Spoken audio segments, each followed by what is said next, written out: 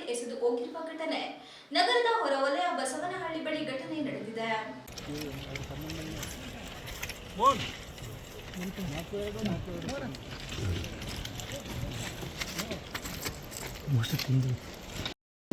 ತಾಲೂಕಿನ ಬಸವನಹಳ್ಳಿ ಬಳಿ ಆಟವಾಡುತ್ತಿದ್ದ ವೇಳೆ ಮಂಗಳವಾರ ಸಂಜೆ ನಾಪತ್ತೆ ಆಗಿದ್ದ 12 ವರ್ಷದ ಬಾಲಕ ಬುಧವಾರ ಮಧ್ಯಾಹ್ನ ಗ್ರಾಮದ ಹೊರವಲಯದ ರೈಲ್ವೆ ಟ್ರ್ಯಾಕ್ನಲ್ಲಿ ಶವವಾಗಿ ಪತ್ತೆಯಾಗಿದ್ದಾನೆ. ಚಿಕ್ಕಹೊನ್ನೇನಹಳ್ಳಿ ಗ್ರಾಮದ ವೆಂಕಟೇಶ್ ಹಾಗೂ ರೂಪ ದಂಪತಿ ಮಗನಾಗಿರುವ ಕುಶಲ್ ಗೌಡ ಮೃತ ಬಾಲಕನಾಗಿದ್ದು, ನಿನ್ನೆ ಗ್ರಾಮದಲ್ಲಿ ಶಾಲೆ ಮುಗಿಸಿ ಬಂದ ಬಳಿಕ ಕಣ್ಣಾಮುಚ್ಚಾಲೆ ಆಡುತ್ತಿದ್ದ ವೇಳೆ ಬಚ್ಚಿಟ್ಟುಕೊಳ್ಳಲು ಹೋದ ಬಾಲಕ ಇದ್ದಕ್ಕಿದ್ದಂತೆ ನಾಪತ್ತೆಯಾಗಿದ್ದನು.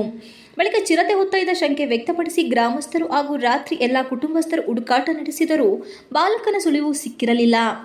ಬುಧವಾರದಂದು ಮಧ್ಯಾಹ್ನ ಬಾಲಕನನ್ನು ರೈಲ್ವೆ ಟ್ರ್ಯಾಕ್ ಬಳಿ ಶವವಾಗಿ ಪತ್ತೆಯಾಗಿದ್ದು, ಮೊದಲು ಕೊಲೆ ಮಾಡಿ ಟ್ರ್ಯಾಕ್ ಮೇಲೆ ಎಸೆಯುವ ಮೂಲಕ ಇದು ರೈಲು ಅಪಘಾತವೆಂದು ಬಿಂಬಿಸಲಾಗಿದೆ ಎಂದು ಶಂಕೆ ವ್ಯಕ್ತವಾಗಿದೆ. ವಿಷಯ ತಿಳಿದ ಹಾಸನ ಗ್ರಾಮಾಂತರ ಪೊಲೀಸ್ ಅಧಿಕಾರಿಗಳು ಹಾಗೂ ಎಫ್ಎಸ್ಎಲ್ ತಂಡ ಭೇಟಿ ನೀಡಿ ಪರಿಶೀಲನೆ ನಡೆಸಿದರು. ಬಾಲಕನನ್ನು ನೋಡಿದ ಪೋಷಕರು ಹಾಗೂ ಸಂಬಂಧಿಕರ ಆಕ್ರಂದನ ಮುಗಿಲು ಮುಟ್ಟಿತ್ತು. ಬಾಲಕನನ್ನು ಕೊಲೆ ಮಾಡಿದ ಪಾಪಿಗಳ ವಿರುದ್ಧ ಇಡೀ ಶಾಪ ಹಾಕುತ್ತಿದ್ದರು. ಪೊಲೀಸರು ಪ್ರಕರಣ ದಾಖಲಿಸಿ ಮುಂದಿನ ತನಿಖೆ ಕೈಗೊಂಡಿದ್ದಾರೆ. ಬಂದ್ಬಿಟ್ಟು ಚಿರತೆ ಏನಾದ್ರು ದಾಳಿ ಮಾಡಿರ್ಬೇಕು ಅಂತ ಅದಕ್ಕೆ ಸಂಬಂಧಪಟ್ಟ ಫಾರೆಸ್ಟ್ ಆಫೀಸರ್ ಎಲ್ಲ ಬಂದು ಹುಡ್ಕಾಡಿದ್ದಾರೆ ಸರ್.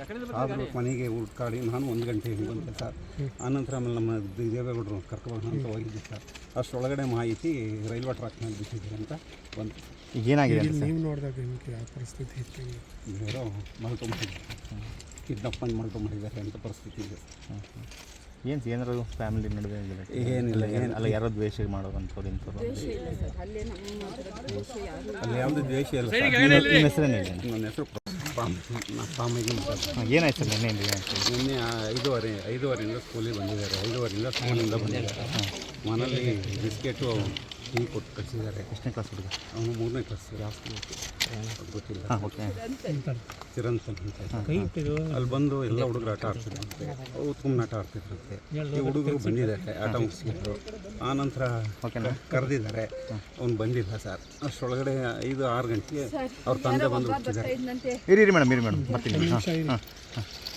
ಕರೆದ್ರಂತೆ. ಕರೆದಾಗ ಇತ್ತಲ್ವಂತೆ. ಇದ್ದಾಗ ಕೂತ್ಕೊಂಡು ಈ ಹುಡುಗರ ಅಣ್ಣ ಒಬ್ಬ ಇದ್ದಾನೆ.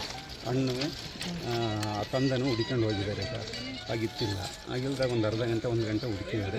ಆಮೇಲೆ ಹೋಗಿ ಕಂಪ್ಲೇಂಟ್ ಮಾಡಿದ್ದಾರೆ.